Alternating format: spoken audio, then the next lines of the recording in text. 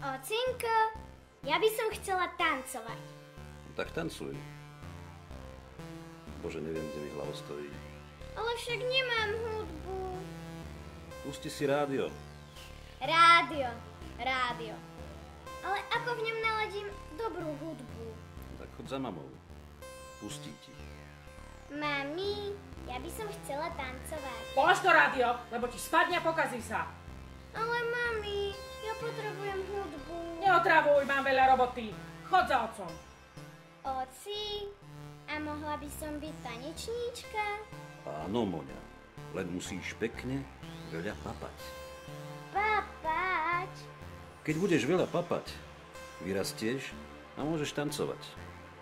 Matilda mala od malička veľký sen. Nie. Vybudovanie komunizmu to nebolo. To patrilo, a dodnes patrí, do mokrých snov iných ľudí, ktorí nie sú pre tento príbeh dôležití. Skôr ako sa stihla stať čo len iskričkou a zažiť vymývanie mozgov večne živým Leninom a so sovietským zväzom na večné veky. Ale to rýchlo ubehlo však.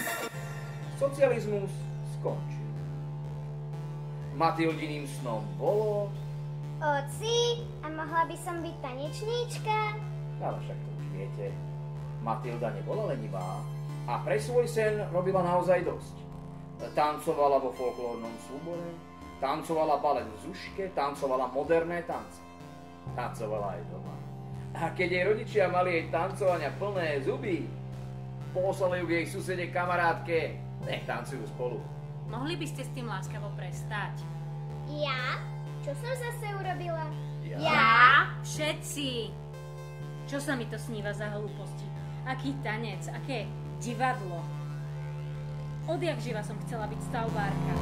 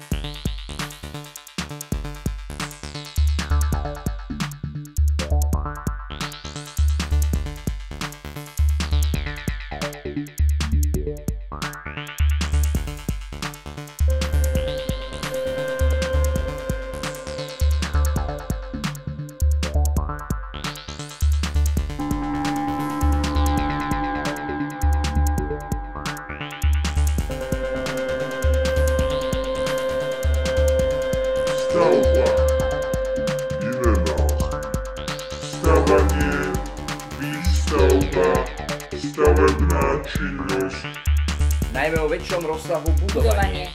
Dokonavý vývoj. Postavenie, vystavanie, vystavenie, vybudovanie. Vystavenie práv. Realizácia.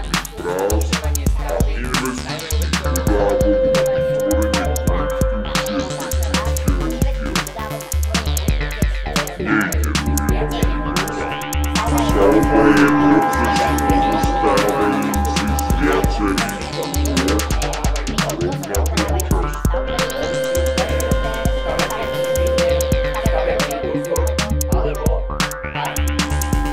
Stavebná inžinierka. Povolanie pre mňa.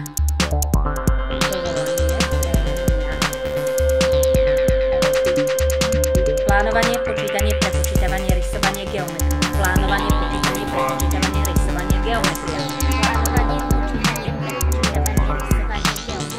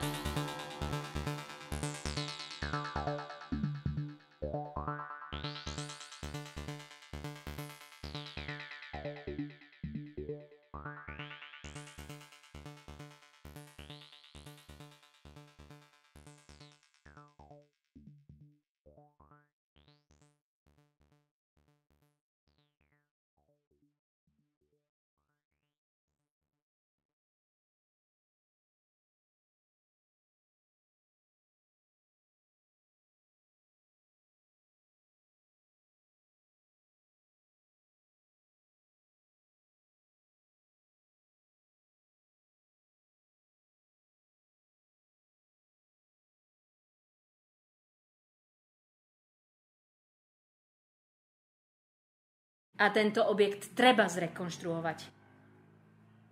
Alebo nie? Po pravej strane môžete vidieť, ako niektoré múry začínajú povoľovať a v tomto momente je potrebné zvoliť si z dvoch ciest. Prvou je zbúranie stavby a druhou je príslušná rekonštrukcia v rozsahu 70%. A predtým to bol kultúrny dom Družba. Organizovali sa tu plesy. Hráli hudobné skupiny. Vystupovali divadlá. Katuške, 1000 truhlu vyložila. Tancovalo sa tu.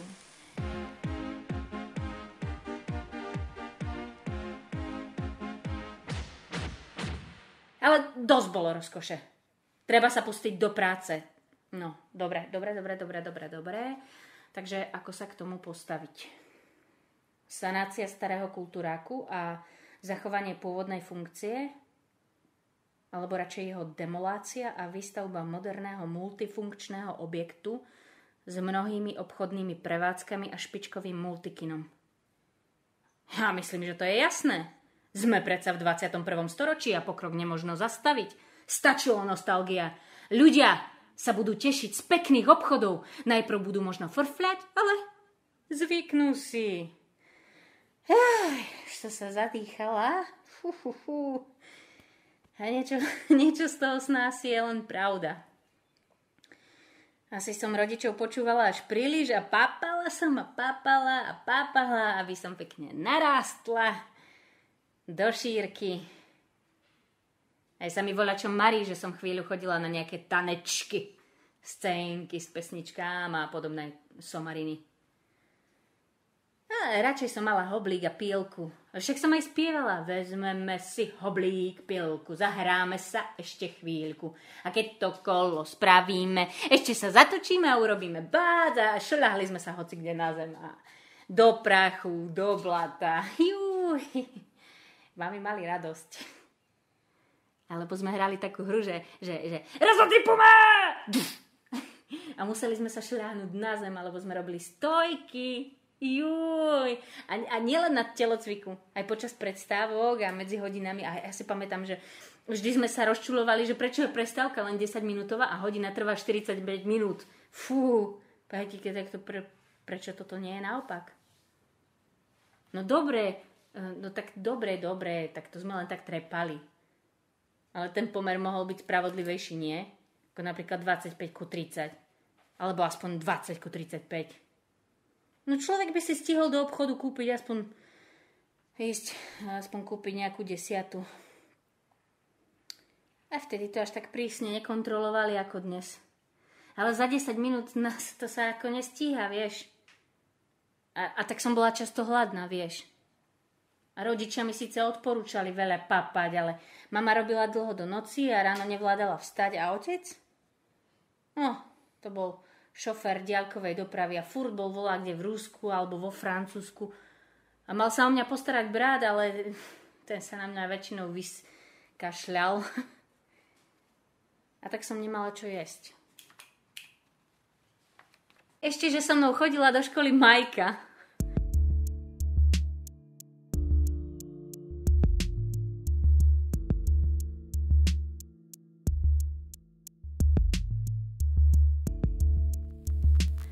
A u nej sa vždy dačo našlo.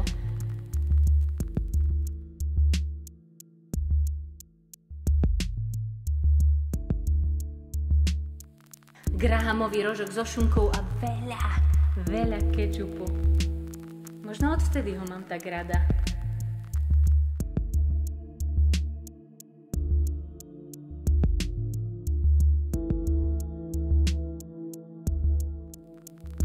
Maja vždy nosila aspoň 2. Jeden sebe, jeden mne. A občas som zjedla aj ten jej. Teda, vlastne obidva boli jej, hej.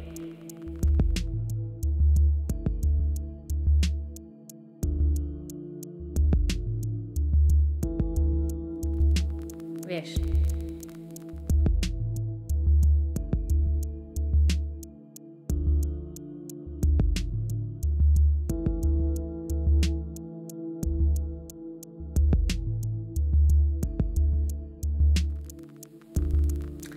Majka, a nemáš ešte jeden?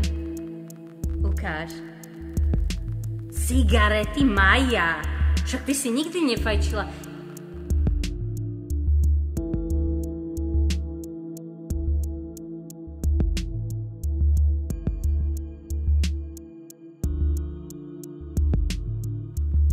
Ty máš pravdu, veď to je cik pauza.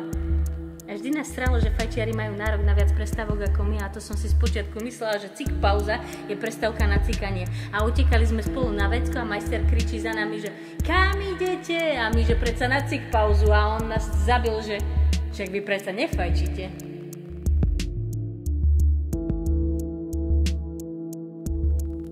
A chvíľu nám to trvalo, kým nám to doplo, že by som si spravila cik pauzu. A máš tu nejaké zápalky? A ty máš nejaké zapálky? Aha, veď ty máš zapáľovač. Ja si skúsim potiahnuť. A čo mi šíbe? Však ja sa nemusím od nikoho pýtať na pauzu. Teraz šefujem sama sebe. Fuj. Hej, mne je blbo. Rovnako ako keď som si zapálila prvýkrát vtedy, keď...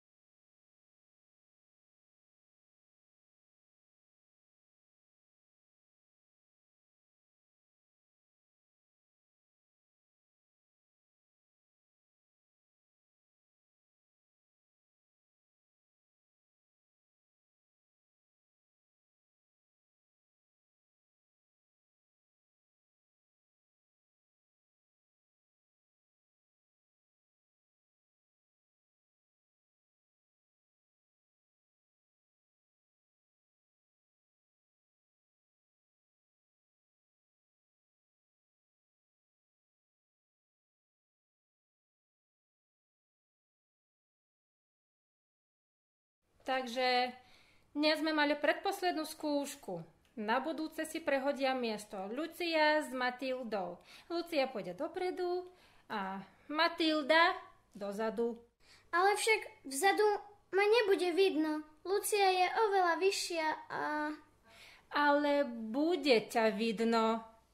Lucia je tenučká ako prútik. Teba bude vidieť určite.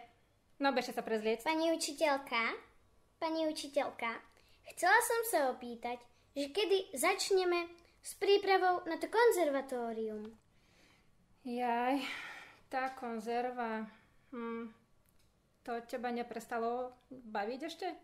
Prečo by ma to malo prejsť? Však viete, že tanec milujem najviac. Vieš, Matilda, ako by som ťa to povedala? Myslím, že si šikovná, pohyblivá a rýchlo sa učíš nové veci, ale v škole ti to určite ide lepšie, nie? Mohla by si ísť na gymnázium a potom uvidíš. Možno ťa tanec prestane baviť. Ale mňa to neprestane baviť. Ja tam chcem ísť. Ale v tvojom prípade to nemá cenu. Pozri. Chýba ti... No, vieš, poznám tvojich rodičov. Ako si nemáš tie správne genetické predpoklady... To akože som tučná? To som nepovedala. Len nemáš to správne tanečné telo. Vieš, telo.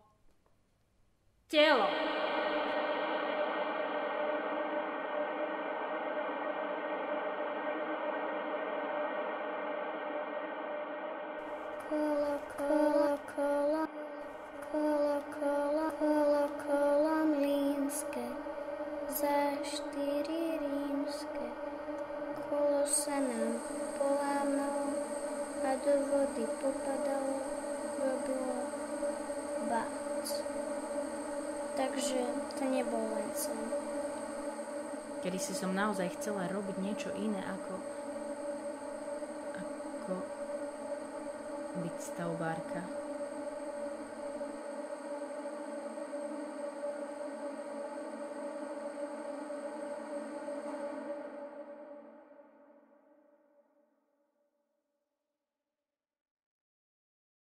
Vidíš? Hovorila som ti.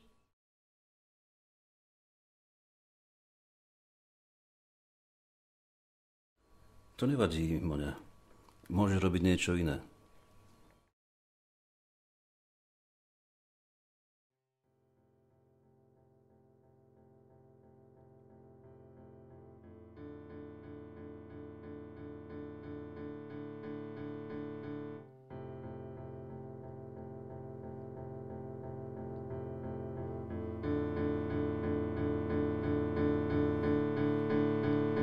Kto ťa to označil, pomenoval, nálepkoval, určoval ti trasy ciest znova a znova?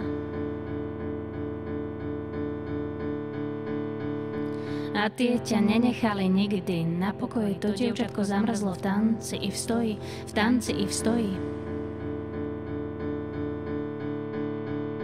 Zamrzlo v danom slove kruto, vyslovenom. Pochopí to človek, že je to celé. Pochopí ten človek, že je to celé o ňom? Čo sa to má? Čo sa to smie? Čo sa ešte robiť môže?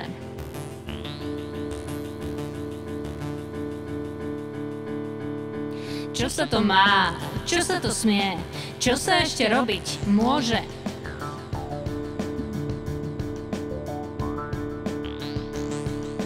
Hľadaj v tej tme cestu, ktorá ťa povedie naučiť sa povedať jednoducho nie. Ale zastaví ťa dobrotivý človek, čo smie posúdiť, čo sa smie a čo nie, a čo je umenie. Ty nemáš tanečné telo, ty nemáš tanečné telo. Ty motherfucker nemáš to správne baletné, správne chudo nastavené telo. Ty nemáš tanečné telo, ty nemáš tanečné telo. Ty motherfucker nemáš to správne baletné, správne chudo nastavené telo. lebo si slzami ovenčená hlava a preto sa vzdávaš. A preto sa vzdávaš. Ty nemáš tanečné telo. Čo sa to smie? Ty nemáš tanečné telo. Môže. Ty motherfucking nemáš to správne baletné, správne chudo nastavené telo. Čo sa to má? Čo sa to smie? Čo sa ešte robiť môže?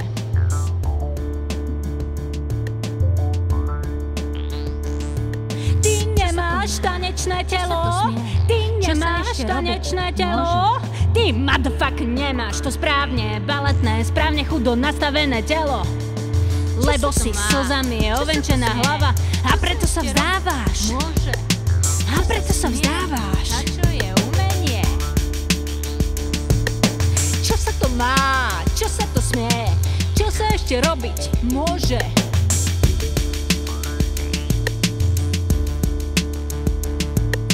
Čo sa to má? Čo sa to smie? Čo sa ešte robiť môže? A čo je umenie?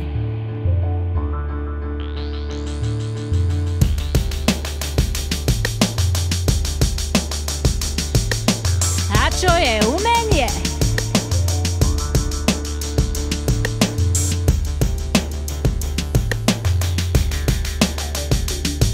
Ty motherfucker nemáš to správne baletné, správne chudo nastavené telo.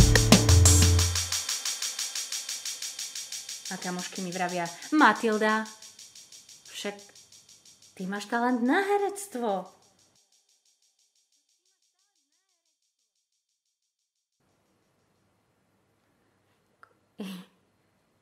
Ja mám talent na herectvo? Ja? Skvelé.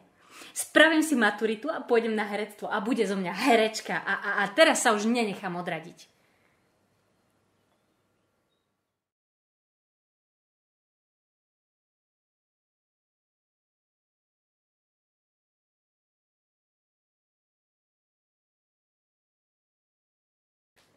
A nechceš sa venovať niečomu inému?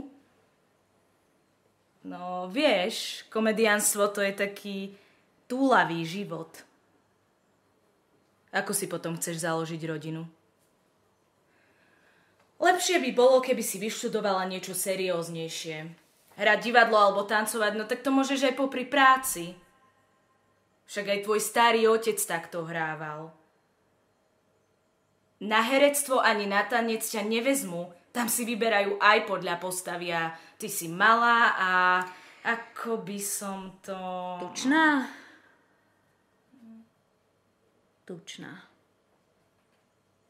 Som tučná. Povie mi to niekto do očí, že som tučná? OK. Ani nemusíte. Cítite sa trápne za mňa, že? Ako keď prichádza scéna v známom filme, ktorá je pre vášho obľúbeného hrdinu trápna a tak ju radšej prepnete. No tak si ma prepnite, no. Vari tuční ľudia nemôžu robiť umenie? Herečky musia byť len štíhle laňky? Ako potom môže umenie odrážať reálny život? V reálnom živote sú všetci ľudia štíhli a krásny. Pôjdem na tie príjmačky a dokážem, že na to mám. Budem sa na ne tvrdo pripravovať. Každú voľnú chvíľu budem venovať príprave. A ak sa nedostanem na prvýkrát, pôjdem o rok znovu a budem to skúšať, kým ma nevezmú.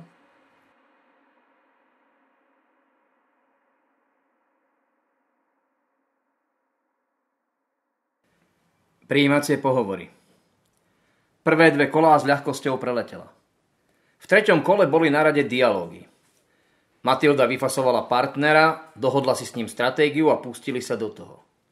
Podľa svojho ciťáku a prvých reakcií členov poroty to vyzeralo nádejne. Nedočkavo čakala na chodbe.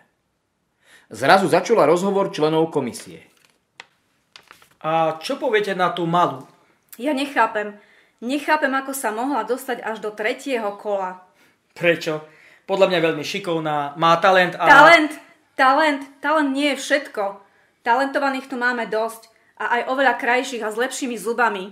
Vy ste jej pozerali do úst.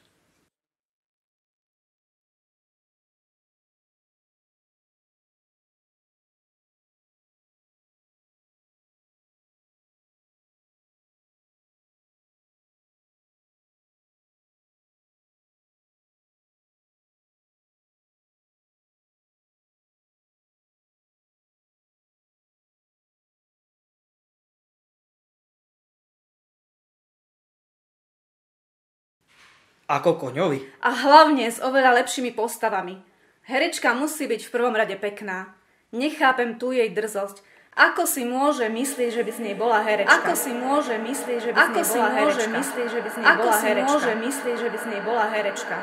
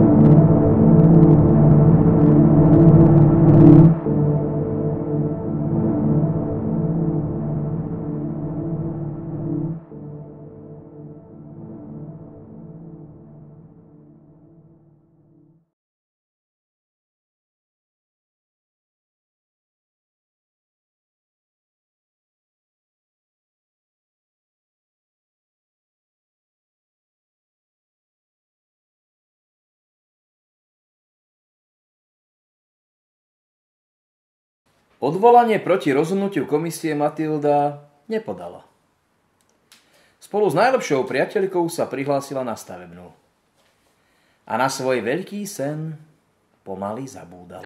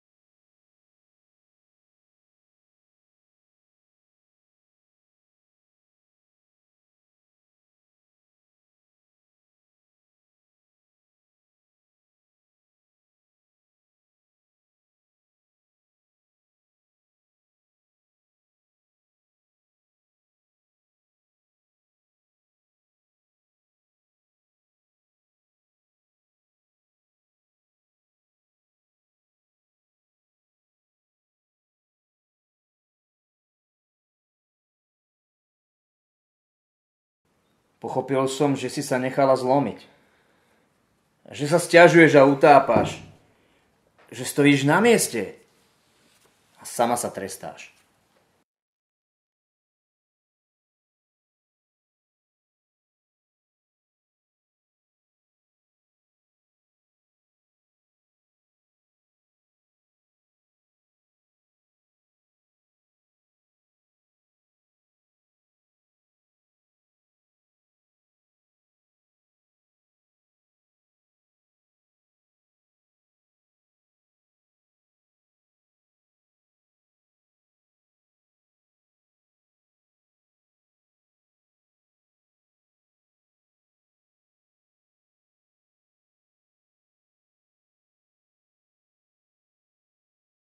A čo teraz? Má 37, pracuje vo firme, ktorá má zrekonštruovať družbu, fantazíruje o tanci, herectve a umení a utopila sa v plánovaní, počítaní. A teraz opustí firmu, prevezme svoju novú úlohu. Ale čo tá družba? Stane sa z nej kultúrna inštitúcia? Nezávislé divadlo alebo